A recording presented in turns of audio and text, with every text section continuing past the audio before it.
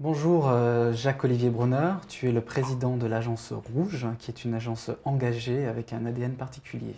Mm. Bonjour Jérémy. Donc effectivement, en quelques mots, Rouge, c'est une agence indépendante, une cinquantaine de personnes. C'est l'agence des solutions révolutionnaires. Donc, dans solutions révolutionnaires, il y a solutions et révolutionnaire, mais les deux termes sont importants. Et c'est une agence transversale, c'est-à-dire sur plusieurs métiers, de la stratégie, des relations presse, du web, de la pub classique, de l'événement, et composée à la fois de publicitaires chevronnés et aussi de gens comme moi, par exemple, qui viennent du management d'artistes ou de la production de spectacles au sens large du contenu. Voilà, et l'agence fête ses 10 ans cette année. Révolutionnaire pourquoi? Révolutionnaire dans sa manière d'aborder les problématiques, dans sa manière de fonctionner. Révolutionnaire parce que forcément on n'avait pas tellement de repères, en tous les cas en ce qui me concernait, par rapport à ce qui était pratiqué en agence classiquement. Et donc effectivement on a inventé des tas de choses. On a créé le premier lieu média il y a 7-8 ans pour Microsoft en faisant le Xbox Lounge. Enfin voilà, il y a beaucoup de choses, mais bon, rouge.fr, hein, qui étaye la vie de l'agence et qui montre que dans notre façon d'aborder les problématiques, on a amené des solutions nouvelles. Le 2.0 aujourd'hui, comment vous l'abordez chez Rouge? Qu'est-ce que ça apporte d'innovant, de nouveau dans votre façon de travailler? Alors, le 2.0, brièvement, en fait, ça a changé des choses au niveau des consommateurs, c'est évident, c'est-à-dire que les consommateurs ont plus la parole. Alors, le 2.0, ce n'est pas que du digital, c'est-à-dire qu'aujourd'hui, on a des consommateurs qui ont une relation et une attente vis-à-vis des marques qui est différente. Ça a aussi changé la manière des entreprises, enfin que les entreprises ont de communiquer.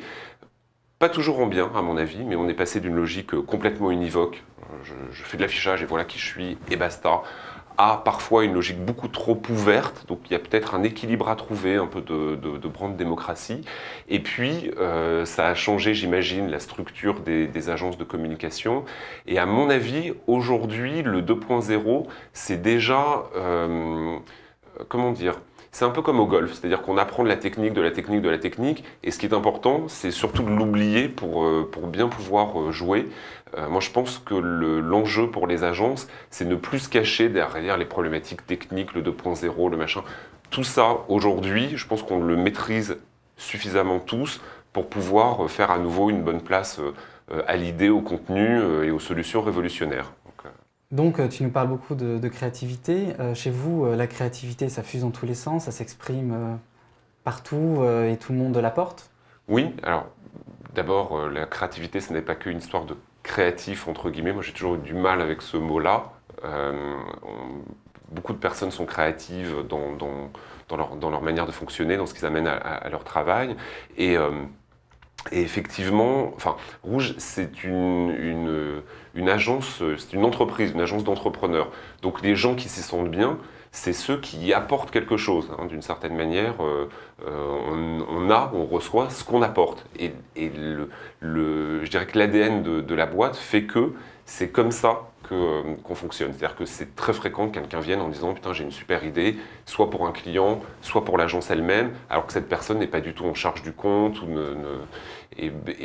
Ça, c'est une dynamique qui est une dynamique intéressante, et je pense que c'est aussi une dynamique apportée par le 2.0.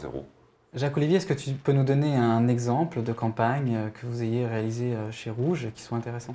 Oui, si on est sur cette logique 2.0, moi par exemple, j'ai un exemple qui est, je pense, assez parlant. Il y a quelque temps, on allait voir Orange en leur disant c'est quand même dommage, vous avez a priori quelque chose comme 2 millions de moins de 18 ans qui ont un téléphone Orange, or vous ne savez pas où ils sont, parce que soit l'abonnement est pris par papa-maman, soit sont des gens qui ont des cartes prépayées.